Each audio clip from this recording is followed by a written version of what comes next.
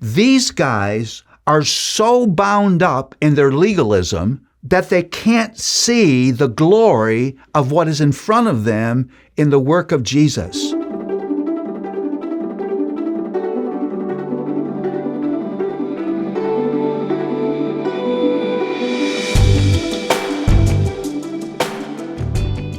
Well, we're considering now John 5, verses 1 through 18. This is a familiar story, but I want to say something to you. The problem of this story is the focus of the reader, because the story is so outrageously crazy that it may grab your focus and you miss what John is actually setting up about Jesus. So keep that in mind as I read. Now there is in Jerusalem by the sheep gate a pool in Aramaic called Bethsaida, which has 5 roofed colonnades. In these lay a multitude of invalids, blind, lame, and paralyzed. One man was there who had been an invalid for 38 years. When Jesus saw him lying there and knew that he had already been there a long time, he said to them, "Do you want to be healed?" The sick man answered him, "Sir, I have no one to put me in the pool when the water is stirred up. And while I am going, another steps down before me." I'm going to jump down to the bottom of the passage. That man went away and told the Jews that it was Jesus who had healed him. And this was why the Jews were persecuting Jesus, because he was doing these things on the Sabbath.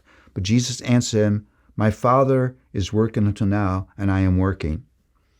Now, I left out what seems to be the most outrageous thing of this passage. The man says, "Sir, I've had no one to help me to get into the water so I can be healed." And Jesus said to him, "Get up, take your bed, and walk." What? Before that, Jesus had said to him, "Do you want to be healed?" It sounds like the dumbest rhetorical question ever. But it's not dumb. Jesus is trying to draw faith out of this man, because he's going to need to have faith, because Jesus is going to ask him to do the unthinkable. Get up, roll up your mat, and walk. And at once, the man is healed. Now, this miracle of this invalid, who'd been an invalid for 38 years, and what seems to be the crazy question of Christ, and then telling him to stand up, is so amazing, you may lose sight of what John is setting up. What happens is that the Jews around Jesus are not excited about this miracle and ready to say, this has got to be the true Messiah. You know what they're mad at? They're mad at the fact that it was done on the Sabbath. These guys are so bound up in their legalism that they can't see the glory of what is in front of them in the work of Jesus. It's just amazing. And it's a great warning to us. Jesus wasn't breaking the Sabbath law. It was just the rabbinic code that they had added all these legalisms to the way that the Sabbath should be observed. And they cared more about their little legalistic regulations than they did about the fact that this man who had been an invalid for 38 years now was able to walk. And so they confront Jesus. And Jesus' response is beautiful and important to understand.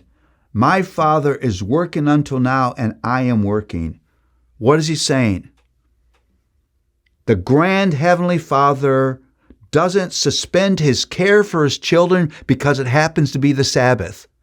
And I'm going to care for his children on the Sabbath as well. In that way, Jesus is claiming the same authority over the Sabbath as the Father. He's saying, in a few words, I am Lord of the Sabbath. And so here's what this miracle is about. It's about the drama of human need that can't be met by formal legalistic religion, that requires the intervention of the Lord of the Sabbath. That's the story. That's who we need, because sin leaves us crippled as well.